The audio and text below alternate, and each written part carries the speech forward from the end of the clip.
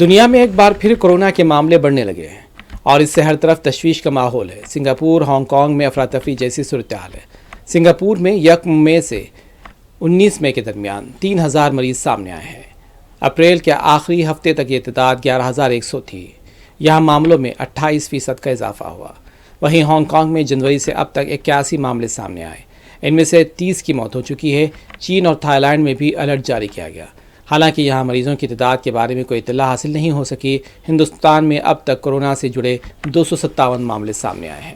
اس مرتبہ انفیکشن کے لیے اومیکرون کے نئے ویریئنٹ JNI اور اس کے سب ویریئنٹ LF7 اور NB108 کو ذمہ دار مانا جا رہا ہے۔ عہدیداروں کا کہنا ہے کہ اب تک ایسا کوئی ثبوت نہیں ملا ہے جس سے یہ لگے کہ یہ نئے ویریئنٹ پہلے سے زیادہ خطرناک یا تیزی سے پھیلنے والے ہیں۔ حالانکہ ان کا ماننا ہے کہ یہ لہر کمزور قوت مدافعت والے لوگوں پر اپنا اثر دکھا سکتی ہے۔ چین اور تھائی لینڈ میں بھی کووڈ کو لے کر حکومت الرٹ پر ہے۔ چین میں بیماریوں کی جانچ کروانے جا رہے مریضوں میں کورونا وائرس پائے جانے کے معاملے دگنے ہو گئے ہیں۔ لوگوں کو بوسٹر شاٹ لینے کی صلاح دی گئی ہے۔